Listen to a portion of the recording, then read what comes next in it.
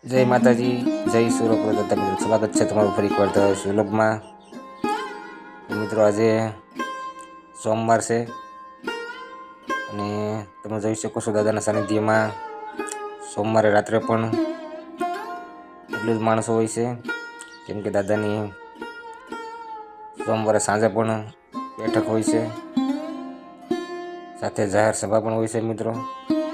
તો આપણે અત્યારે દાદાના દર્શન કરીએ. તો વિડીયોમાં બનાવી રહીજો. ચેનલમાં નવો તો સબસ્ક્રાઈબ કરજો, લાઈક કરજો, કમેન્ટ બોક્સમાં જય સુરપ્રદાતા જરૂરથી લખજો.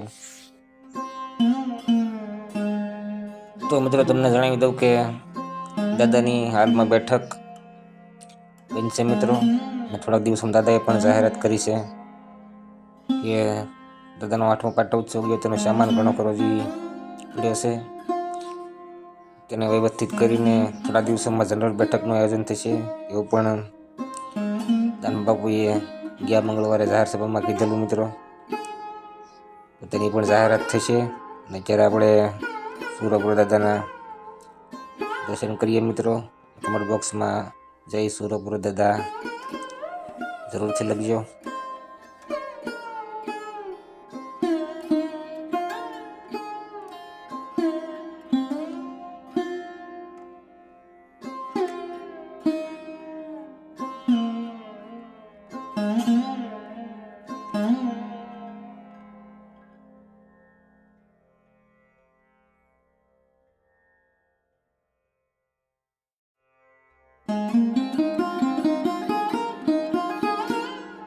તો મિત્રો સોમવારે સાંજે પણ અહીં દાદાના સાનિધ્યમાં ખૂબ જ માણસો આવે છે મિત્રો, તમે પણ જોઈ શકો છો.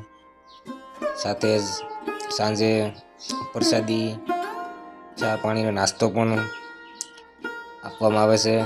અને સાથે જ તમને સૂવા માટે પથારી પણ અહીં મિત્રો આપવામાં આવે છે.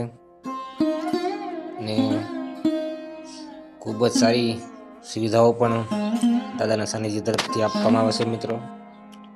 અને આવી જ રીતે રાત્રે પણ દાદાના સાનિધ્યમાં દાદાના ભક્તોની દાદાના દર્શન માટે ખૂબ જ મોટી લાઈનો લાગે છે. અને તમે જોઈ શકો છો મિત્રો, આ દાદાના રાત્રિ દર્શન કરી રહ્યા છો મિત્રો. તમે પણ આવવા માંગતા હો, રાત્રિ રોકાણ કરવા માંગતા હો તો અહીં આવી શકો છો સોમવારે સાંજે પણ. સાથે જ મંગળવારે બપોરે પણ દાદાની દાનબાપુની જાહેર સભા હોય છે મિત્રો. તો આપણે ફરી મળીએ, મંગળવારના દર્શન કરશું દાદાના. એ માટે ચેનલ સબસ્ક્રાઈબ કરજો. જય દાદા, જય માતાજી.